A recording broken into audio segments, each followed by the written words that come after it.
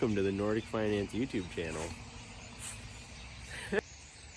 So today I want to talk about the day I knew I wanted to be an entrepreneur. Now I know some people have one particular day where they know, on that day exactly that they want to be an entrepreneur, or, maybe they don't want to be an entrepreneur, but they realize that, okay, I'm going to need to do something different than what is considered normal to achieve what I want to get out of life.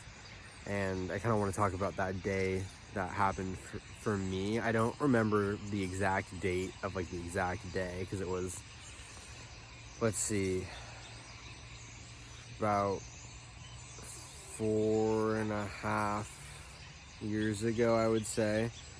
But it was 2016, 2017. I was watching Top Gear, and it was the episode with the Aston Vulcan in it. And previously, as younger guy, the Dodge Viper was my all-time dream car. And one time when I was out in the city nearby, I saw this one that was painted matte black, had these crazy black rims on it, tinted out, and it had this really great black and yellow license plate scheme. It just looked fantastic. I was like, okay, the Dodge Viper is my dream car. And at that point I was like, okay, they're not too expensive. They were still producing them at the time. Actually, ironically, I think that 2016 and 2017 was one of the last years that they were making them. But besides the point, I thought at the price point that it was at the time, before it was considered collectible, and even now that it is, I thought, okay, cool, I can save up starting now, and by the time I'm 30, I could buy this car. That'd be great. And I've always liked cars. I don't love them per se, but I would definitely say that they were always a motivator, just because I would say that cars and houses are the things that actually, the material things that can have an effect on your life. Because the transportation, safety, luxury, feeling good and confident about all of that, and then a nice abode to call your own, I feel like are the things that really help, at least personally help me feel like I'm doing well and providing for myself what I want to provide for myself. But so the Dodge Viper was a goal that I knew I could achieve. And what I didn't really realize at the time is whatever goals I was going to set is pretty much what I could achieve. And then, probably 6 months after seeing this particular Dodge Viper that I just fell in love with, I watched this episode of Top Gear, and I was like, okay, this is like the James Bond of Dodge Vipers. It's the cooler Dodge Viper, in my opinion. The bodies kind of have a similar look to them. They're both kind of like track weapons. And knowing what I know now about cars, I kind of know that the Aston Martin Vulcan is not necessarily what I want out of a car. It's just a track car, and it has some brake issues. But besides the point, I looked up the price while I was watching this episode of Top Gear, and I choked a little bit. I think I was eating some Greek yogurt with chocolate chips at the time. I remember it vividly, because this was the moment where I realized, oh boy, there's a lot to achieve out of life. Because I looked up the price, and I think at the time they were going for 2.3 or $2.1 million. It's oh my God, that's a lot of money. And at the time, 16-year-old, I was planning on becoming a lawyer. I was like, okay, cool. If I'm making I was planning on making $120,000 a year, because I took this aptitude test as, I think an 8th grader or something, that was okay, if you want to have this and this and this in your life, and live by these means and do this and this monthly, you're gonna need to have these types of careers based on what you're interested in. It's okay, cool.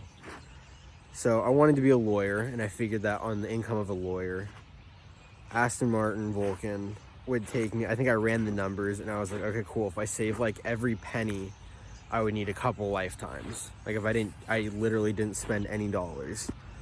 I just worked, which was obviously impossible, and I knew that. And it's kind of like, well, crap, what am I going to do about that?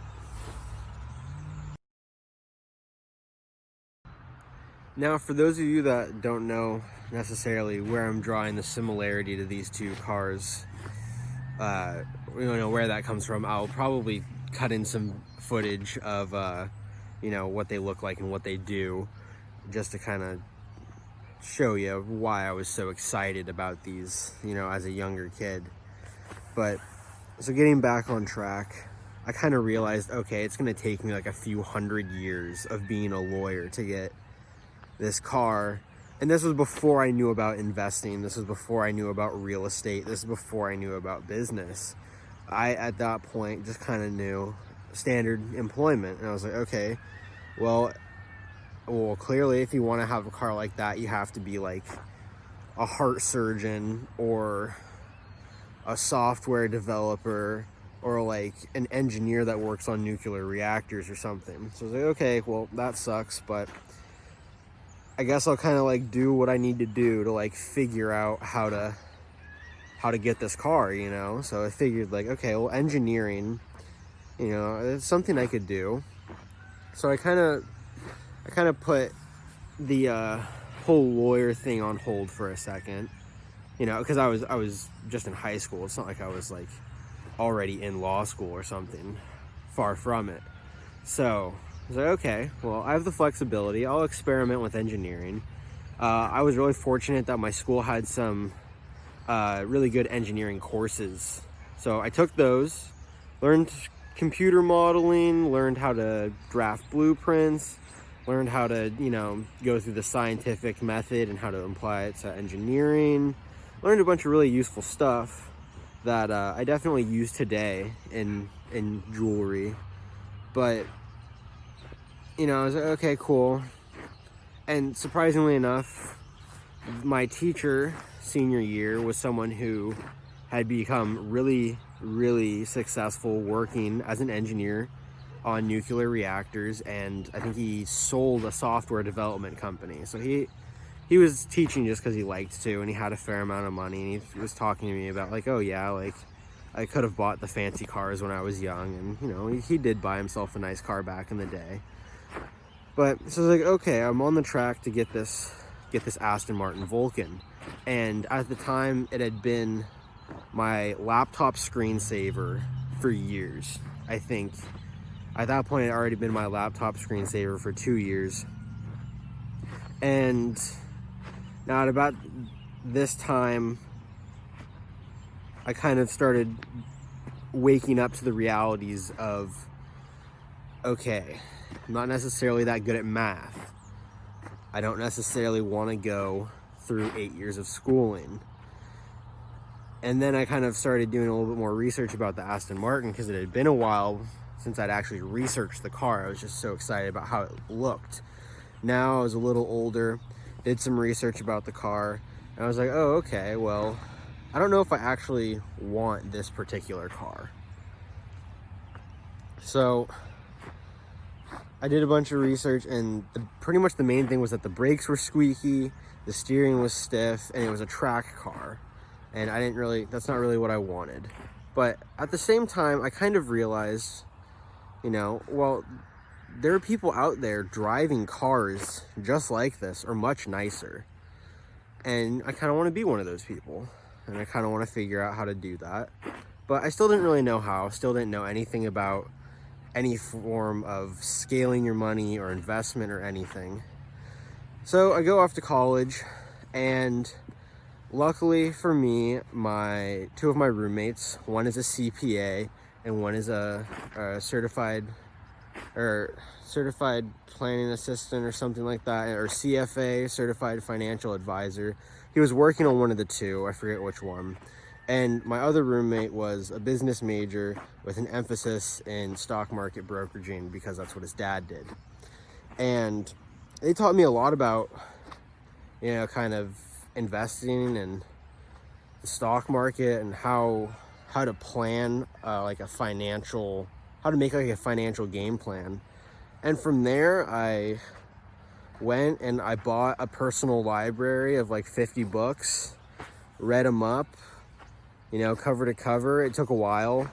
And then I started some businesses based on that. Some failed, some are doing okay.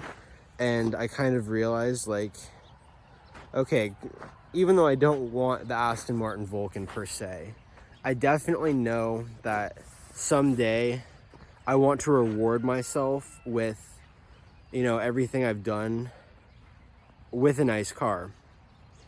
And that being said, when I first realized that like a traditional 9-to-5 employment wasn't necessarily going to give me what I wanted out of life, I was 16 or 17, I didn't really,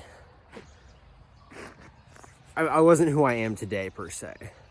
And now when I think about what I want to get out of being an entrepreneur, it's really the freedom. I really want to be able to get the freedom to do what I want. And then when I think about it on a deeper level, what I really want is to be able to create a sizable effect on the world that does something good, not for any reason other than I think that it needs to be done. And I think that if everyone tried to do that, it would create the exact shift in our culture, in our world, in our reality that would be needed to, fix climate change, fix a lot of social issues that we're seeing, fix a lot of societal tension. I think that if everyone did all they could to share what they know, share their experiences, and help others, it would go a really long way in making, a significant like ripple effect. Because if everyone started doing it, the amount of people that would be reached in a positive way would become extremely exponential. But thank you for listening to the story. I hope you found value in it. Hopefully you can relate. But, as a young kid, I was really interested in these cars, and now, I want a nice car, but I also kind of want to do what I can to make a lasting positive impact on the world. And, I don't want to keep leading on in the videos of like, okay, the good value content is coming soon. But really where I am with the content is I'm currently filming on my phone, editing in a free app, and so focused on a lot of my business ventures that I don't necessarily have the time, capital, or dedication to be able to take my content to the next level.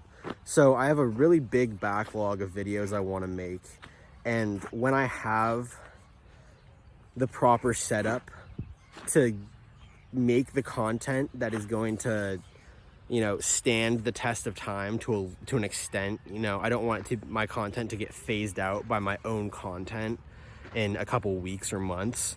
So when I have the setup that I know that I want is where I want it to be to give the value that I want to give to my viewers, that's when I'm really going to start cranking out the videos of, the story of me being a DoorDash driver and how that was, and how it was in the pandemic and snowstorms and all that.